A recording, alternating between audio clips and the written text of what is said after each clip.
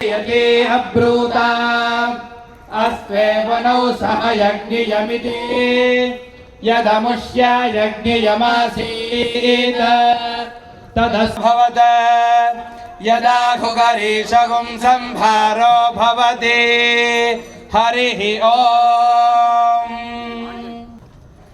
వేదికను అలంకరించిన ప్రవచన చక్రవర్తి బ్రహ్మశ్రీ చాగంటి కోటేశ్వరరావు గారికి, వారి సతీమణి గారికి, విచ్చేసిన సెరీన్ కౌంటీ వాస్తవ్యులకు నమస్కారము.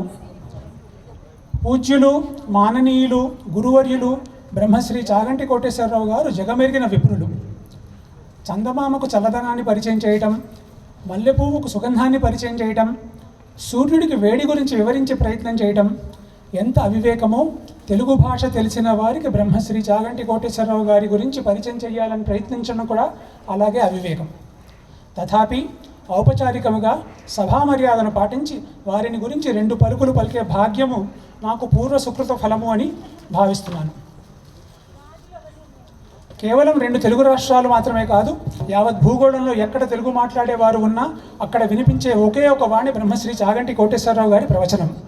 ప్రాంత దేశ పరిధులు దాటి విశ్వమంతా విస్తరించిన వాణి కూడా వారిది మాత్రమే అనటం అతిశయోక్తి కాదు. మాటే మంత్రంగా, ప్రవచనమే పాఠంగా, తనదైన శైలిలో సమాజ ఉద్ధరణే ధ్యేయంగా అనంతమైన ప్రవచన సత్రయాగం చేస్తూ వాగ్రూప తపస్సు చేస్తున్న ఆధునిక ఋషి శ్రీ చాగంటి కోటేశ్వరరావు గారు. తత్క్రతు శతంబు కంటే సూనృత వాక్యము మేలు చూడగన్. 100 యాగాలు చేయడం కన్నా ఒక్క మంచి మాట మాట్లాడటము గొప్పదంటాడు నన్నయ్య కవీంద్రుడు. ఆ ఆదికవి మాటల్ని అక్షరాల ఆచరణలోకి తీసుకొస్తున్నవారు బ్రహ్మశ్రీ చాగంటి కోటేశ్వరరావు గారు. మంత్రాలకు చింతకాయలు రాలుతాయా అంటూ అవహేళన చేసేవారికి చాగంటి ప్రవచనాలే సమాధానం. మాటనే మంత్రంగా మార్చుకొని శ్రీ చాగంటి గురువు గారు చేస్తున్న ప్రవచనాలు విని తమ దైనందిన విధానమే కాదు, జీవిత దృక్పథాన్ని మార్చుకున్న లక్షలాది ప్రజలే ఇందుకు నిదర్శనమని నేను సగర్వంగా ఈ వేదిక నుంచి ప్రకటించగలను. తూర్పుగోదావరి జిల్లా కాకినాడ శ్రీ చాగంటి గురువు గారి స్వస్థలం. వీరి తండ్రి గారు శ్రీ చాగంటి సుందర శివరావు గారు, అమ్మగారు శ్రీమతి సుశీలమ్మ గారు. శ్రీ చాగంటి గారు వృత్తిరీత్యా భారత ఆహార సంస్థ ఫుడ్ కార్పొరేషన్ ఆఫ్ ఇండియాలో ఉద్యోగం చేసి ఉద్యోగ విరమణ చేశారు. వీరి సతీమణి శ్రీమతి సుబ్రహ్మణ్యేశ్వరి గారు, వీరు వ్యవసాయ శాఖలో అధికారిగా పనిచేశారు. కాకినాడలోని శ్రీ అయ్యప్ప స్వామి దేవాలయం వీరి కార్యక్షేత్రం. హరిహరాత్మక స్వరూపుడైన అయ్యప్ప స్వామి దేవాలయ వేదిక మీద నుంచి వీరు కురిపిస్తున్న ప్రవచనామృత ధార తెలుగు జాతి మొత్తాన్ని ఉద్ధరించే ఆధునిక భగవద్గీతగా చెప్పవచ్చు. దైవదత్తంగా వచ్చిన ధారణ శక్తితో అష్టాదశ పురాణాలు, కావ్యాలు, ఇతిహాసాలతో సహా సమస్తమైన సాహిత్యాన్ని అధ్యయనం చేసిన మహామనిషి శ్రీ చాగంటి గురువు గారు. రామాయణంతో ప్రారంభించి ఆదిశంకరుల సాహిత్యం మీదుగా ప్రయాణం చేసి ఆధునిక శాస్త్ర సాంకేతిక విజ్ఞానాన్ని సమన్వయం చేస్తూ ప్రవచనాలు చేయటం వీరి ప్రత్యేకత.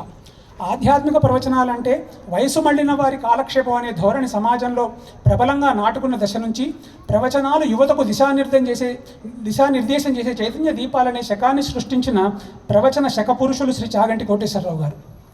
బమ్మెర పోతనామాత్యుడు వీరికి ఎంతో ఇష్టమైన కవి. ప్రవచనాలు ఎందరో చెప్పవచ్చు, కానీ తమ చెబుతున్న ప్రతి మాటను అనుభవిస్తూ చెప్పడం, ఆ ఆనందంలో తడిసి ముద్ద కావడం శ్రీ చాగంటి వారికి మాత్రమే చెల్లింది. నేను ప్రవచనం చెప్పాను అనుకోకుండా నేను ఈరోజు కొన్ని గంటల పాటు దైవికమైన మాటలు మాత్రమే మాట్లాడగలిగే పుణ్యం చేసుకున్నాను అనటం వారి వినమ్రతకు తార్కాణం. వారి నుంచి మనమందరం నేర్చుకోదగిన పాఠం. ఈ వేదిక ముందు కూర్చున్న వారికి ప్రత్యేకంగా చెప్తున్న విషయం ఏమిటంటే, చాగంటి గురువు గారు అంటే కేవలం ప్రవచనాలు చెప్పే పండితులు మాత్రమే కాదు, వారు క్రమశిక్షణకు మారుపేరు. తాను ఉద్యోగం చేస్తున్నంత కాలము ఏ ఒక్కరోజు కార్యాలయానికి ఆలస్యంగా రాలేదు. ఆలస్యంగా వచ్చినందుకు ఉన్నతాధికారుల నుంచి అనుమతి తీసుకోలేదు. అటువంటి పరిస్థితే వస్తే సెలవు పెట్టేవారు. తన ప్రవచనాల కోసం కూడా జీతం నష్టం అంటే లాస్ ఆఫ్ పే విధానంలో సెలవు పెట్టేవారు. తన కార్యక్రమాల నిర్వాహకుల నుంచి ఎటువంటి పారితోషికం ఆశించని ఒకే ఒక వ్యక్తి ప్రవచనకర్త 2 తెలుగు రాష్ట్రాల్లో ఎవరైనా ఉన్నారంటే అది కేవలం బ్రహ్మశ్రీ చాగంటి కోటేశ్వరరావు గారు మాత్రమే.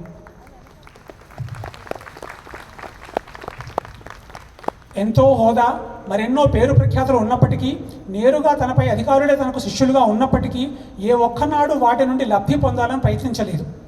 ఈ సుగుణాలన్నీ పోతపోసిన మేరు శిఖరం శ్రీ చాగంటి కోటేశ్వరరావు గారు. వీటన్నిటినీ మనం ఆదర్శంగా స్వీకరించాలి, ఆచరణలోకి తీసుకురావాలి. విద్యార్థులకు బోధ మాత్రమే కాకుండా ఆచరించి చూపేవారిని ఆచార్యులు అంటారు. అటువంటి ఆచార్య పదానికి సంపూర్ణంగా తగిన వ్యక్తి శ్రీ చాగంటి గురువు గారు. అందుకే కాబోలు విద్యార్థులలో నైతిక విలువలను పెంచుటకై వీరిని ఆంధ్రప్రదేశ్ ప్రభుత్వము ప్రభుత్వ సలహాదారుగా నియమించి కేబినెట్ హోదాను ఇవ్వడం ఎంతో ముదావహం.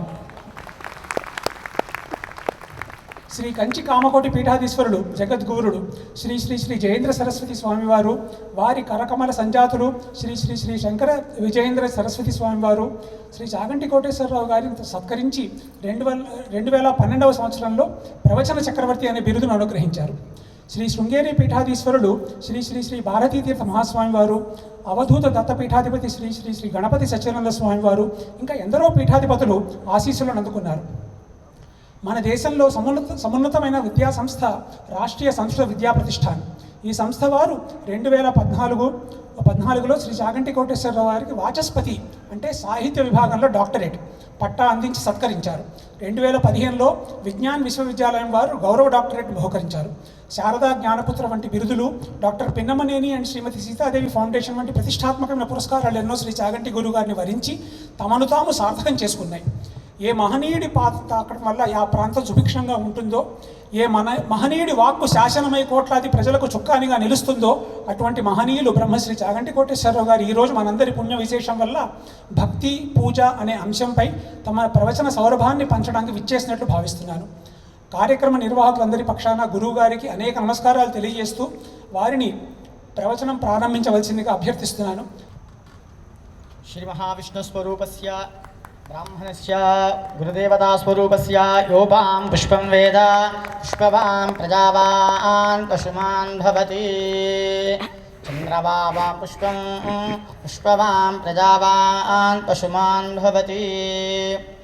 సుమంగళీర్యం సమేత పశ్యదాం సౌభాగ్యమస్మై దత్వాయాదాస్తం విపరీతనాం. సుప్రతికరం తత్తు మాతాపిత్రాచ యత్కృతం అంటాడు.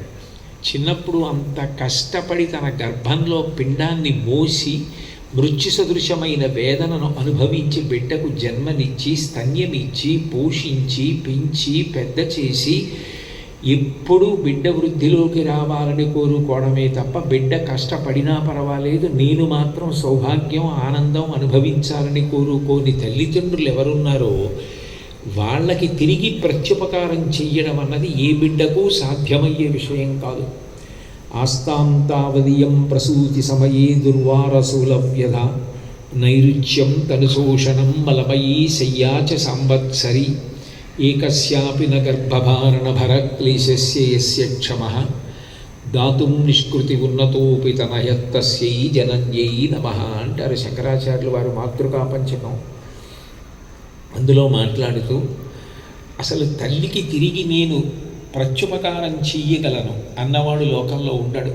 ఎందుకనంటే తను వికారమైన రూపాన్ని పొందుతున్నానని తెలిసి కూడా పిండాన్ని గర్భంలో ధరించి రోజు రోజుకి కడుపులో ఉన్న పిండం పెరిగి పెద్దదవుతుంటే ఆ పిండానికి ఎక్కడా ఇబ్బంది కలగకుండా తాను జాగ్రత్త తీసుకుంటూ 9 నెలల తర్వాత బిడ్డను ప్రసవించే సమయంలో తాను ఇక బ్రతుకుతానో బ్రతకనో తెలియని మృత్యు సదృశమైన వేదనను పొందడానికి కూడా సిద్ధపడి బిడ్డకు జన్మనిచ్చి బిడ్డ తిరిగి కృతజ్ఞత చెప్పాలన్న ఆలోచన లేకుండా తన నెత్తుటిని పాలగా మార్చి పట్టి పెంచి పెద్ద చేసేటటువంటి తల్లికి తిరిగి ప్రత్యుపకారం ఎవరు చెయ్యగలరు?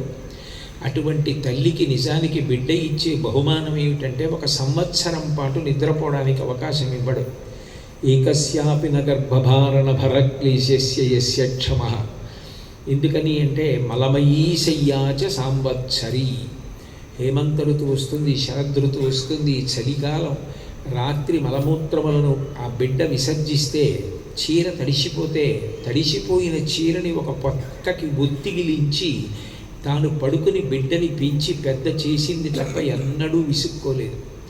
అంత కష్టపడి పెంచి పెద్ద చేసినటువంటి తల్లిదండ్రులకు తిరిగి నేను ఏదో ఇచ్చి ప్రత్యుపకారం చేసి వాళ్ళ రుణం తీర్చుకోగలనన్నవాడు లోకంలో ఉండడు. అందుకని అటువంటి తల్లిదండ్రుల పట్ల అభివ్యక్తమైన ప్రేమకు భక్తి అని పేరు. అది కేవలం ఏదో తల్లిదండ్రులకు శుశ్రూష చెయ్యడం ఒక్కటే కాదు, ఆత్మ సంబంధంగా తండ్రి యందు తల్లి యందు చేసిన సేవ వలన ఉద్ధరణ ఉంది. తల్లిగారు ఏం చదువుకున్నారు ఏం చదువుకోలేదు అన్నదానితో సంబంధం లేదు. తల్లి అట్లా కూర్చుంటే ఒక్క ప్రదక్షిణం కొడుకు నమస్కారం చేస్తూ తిరిగితే అంత మాత్రం చేత భూప్రదక్షిణ శక్యేన కాశీయాత్రాయుతేన చ సేతుస్నాన శతైర్యచ్చ తత్ఫలం మాతృవందనే. ఆ రోజున భూమికి 6 మాటలు ప్రదక్షిణం చేశాడని, 100 పర్యాయములు కాశీయాత్ర చేశాడని, సేతుస్నానం రామేశ్వరం వెళ్ళి మహాసంకల్పంతో స్నానం అనేక పర్యాయాలు చేశాడని ఫలితమిస్తాడు. అంటే జీవోద్ధరణ కూడా చేయగలిగిన శక్తి తల్లిదండ్రులకు ఉంది. కూడా ఎవరికి మనం రుణపడిపోయి ఉన్నామో అటువంటి వారి పట్ల భక్తి అన్న మాటని ప్రేమకు అన్వయం చేస్తారు. అందుకే చూడండి, గురుభక్తి, గురువుగారి రుణం తీర్చుకోగలమన్న మాట లోకంలో ఉండదు. ఎంత గొప్పవారైనా గురువుగారికి చెయ్యగలిగిన ప్రత్యుపకారం ఉండదు. మనుష్య జాతినంతటినీ గౌరవించడానికి తనకి అవసరం లేకపోయినా తల్లి గర్భంలో ఆ యుగం యొక్క నియమాన్ని అనుసరించి 12 నెలలు గర్భవాసం చేసి ఒక నరుడిగా పైకొచ్చిన వాడు రామచంద్రమూర్తి. తతశ్చ 12 మాసే చైత్రే నవమికే తిథౌ నక్షత్రే తిథి దైవత్యే సోచ్చ సంస్థేషు పంచషు గ్రహేషు కర్కటే లగ్నే వాక్పతాం ఇందునా సహా ప్రోద్యమానే జగన్నాథం సర్వలోక నమస్కృతం అంటారు రామాయణంలో. 5 గ్రహాలు ఉచ్చస్థితిలో ఉండగా 12 నెలల కౌసల్య గర్భవాసం చేసి ఒక నరుడిగా ప్రభవించాడు. ప్రభవించి నరుడి యొక్క గొప్పతనం ఏమిటో లోకానికి చాటి చెప్పాడు. ధర్మాన్ని అనుష్ఠించినటువంటి నరుడు ఎంత శక్తివంతుడైన రాక్షసుడినైనా నిర్జించగలడు. అటువంటి నరుణ్ణి నువ్వు తక్కువ చేసి మాట్లాడావు అని చెప్పడం కోసం తృణభూతహితామన్యే ప్రాణిలో మనుషాదయ అన్నాడు కదా. మరి రావణాసురుడు తృణం కన్నా తక్కువ మనిషి, వాడి గురించి నేను వరమేనగలం ఏంటన్నాడు. అటువంటి నరుడి గొప్పతనం చెప్పడం కోసం రాముడిగా వచ్చాడు. తర్వాత రావణ సంహారం. అంటే ముందు తనని ఎవరు గౌరవిస్తున్నారో ప్రేమిస్తున్నారో వాళ్ళని అనుగ్రహించడానికి రూపం తీసుకుంటాడు. కృష్ణ పరమాత్మగా వచ్చాడు అంటే దానికి కారణం వృష్ణి సుతపుడు అని వాళ్ళిద్దరూ స్వయంభువ మన్వంతరంలో 12,000 దివ్య సంవత్సరములు ఆకులు కూడా తినకుండా పరబ్రహ్మము గురించి తపస్సు చేసి ఆయన ప్రత్యక్షమైనప్పుడు నీలాంటి కొడుకు కావాలని అడిగారు. 3 మాటలు ఆ కోరిక తీర్చడం కోసం ఒకసారి కృష్ణి గర్భుడిగా, ఒకసారి వామనమూర్తిగా, ఒకసారి కృష్ణ పరమాత్మగా ఆవిర్భవించాడు. అంటే మొట్టమొదటి కారణం ఏది అంటే భక్తుల్ని అనుగ్రహించడం. నరసింహస్వామిగా ఆవిర్భవించాడు అంటే నిజానికి హిరణ్యకశిపుణ్ణి సంహారం చెయ్యడం అన్నది 2వ ప్రయోజనం. మొదటి కారణం భక్తుడి యొక్క మాట నిలబెట్టడం. ప్రహ్లాదుడు ఇందుకలడందులీడని సందేహము వలదు చక్రి సర్వోపగతుండెందెందు వెదకి చూచిన అందందే కలడు దానవాగ్రణి వింటే అంటున్నాడు. అంతటా ఉన్నాడు ఉన్నాడు ఉన్నాడు అంటున్నాడు ప్రహ్లాదుడు. ఎక్కడా లేడంటున్నాడు హిరణ్యకశిపుడు. అంతటా ఉన్నాడన్న ప్రహ్లాదుడి మాట నిలబెట్టాలి. ఇక్కడున్నాడా అని వేలు చూపించినప్పుడు ఒక స్తంభాన్ని చూపించాడు. ఎక్కడ హిరణ్యకశిపుడి వేలు చూపిస్తే అక్కడి నుంచి బయటికి రావడం కోసమని హరి సర్వాకృతులంకలండనచు ప్రహ్లాదుండు భాషింప సత్వరుడై ఎందును లేడని సుతుం దైత్యుండు తర్జింప శ్రీనరసింహాకృతి దాల్చిన కావంబునన్. ఈ విశ్వమంతా ఒక పెద్ద నరసింహమైపోయింది. హిరణ్యకశిపుడి వేలు ఎక్కడ చూపిస్తే అక్కడి నుంచి నరసింహస్వామిగా పైకి రావాలి. ఏ నరసింహుడిగా ఎందుకు రావాలి? ఈ విష్ణువుగా రాకూడదా? చతుర్భుజాలతో శంఖచక్ర గదాపద్మాలు పట్టుకుని బ్రహ్మగారు హిరణ్యకశిపుడికి వరం ఇచ్చాడు. గాలిం కుంభిని అగ్ని అంబుముల ఆకాశస్థిలిం దిక్కులం రేలం ఘస్రమలం తమప్రబల భూరిగ్రాహ రక్షో మృగ వ్యాళాదిత్య నరాది జంతు కలహ వ్యాప్తిం సమస్తాస్త్ర శస్త్రాళి మృత్యులేని జీవనములోకాధీశ ఇప్పించవే అన్నాడు. రాత్రి కాదు పగలు కాదు, ఇంట్లో కాదు బయట కాదు, ప్రాణమున్నది కాదు ప్రాణము లేనిది కాదు, యక్షులు కాదు గంధర్వులు కాదు, కిన్నెరులు కాదు కింపురుషులు కాదు, నాగులు కాదు దేవతలు కాదు, ఆయుధము కాదు అస్త్రము కాదు శస్త్రము కాదు, తడిచినది కాదు పొడిది కాదు, వీటి చేతిలో నేను మరణించకూడదంటే తథాస్తు అన్నాడు బ్రహ్మగారు. బ్రహ్మగారు ఆయనకి మృత్యుడు, ఆయన కొడుకు, ఆయన యొక్క భక్తులు. మరి బ్రహ్మగారి మాట నిజం చేయాలి.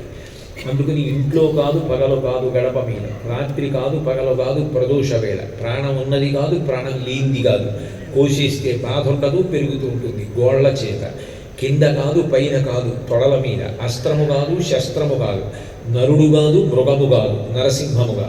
అటు బ్రహ్మగారి మాట నిలబెట్టాడు, ఇటు ప్రహ్లాదుడి మాట నిలబెట్టాడు. అప్పుడు రాక్షస సంహారం చేశాడు. అంటే భగవంతుడు ఎప్పుడు ఒక రూపాన్ని తీసుకున్నప్పటికీ దానికి ప్రధాన కారణం ఏది అంటే భక్తుల యొక్క ఆర్తిని చూసి ఒక రూపాన్ని పొంది భూమి మీద నిలబడతాడు. శ్రీ వెంకటేశ్వరుడు ఒక రూపాన్ని పొందాడు అంటే భక్తులను అనుగ్రహించుట కొరకు నేను ఇట్లా ఉంటానని నిర్ణయం చేసుకుని తనకు తానుగా అట్లా నిలబడ్డాడు తప్ప ఎవరో ఆయనను అట్లా నిలబడమని చెప్పలేదు. నకృతం దైవసంఘైశ్చ నకృతం విశ్వకర్మణ స్వేచ్ఛయా క్రీడతే తత్ర ఇచ్ఛారూపం విరాజిత అంటారు భవిష్యోత్తర పురాణంలో వ్యాసుల వారు. అది విశ్వకర్మ చిక్కినది కాదు, అది దేవతలెవ్వరూ తయారు చేయలేదు.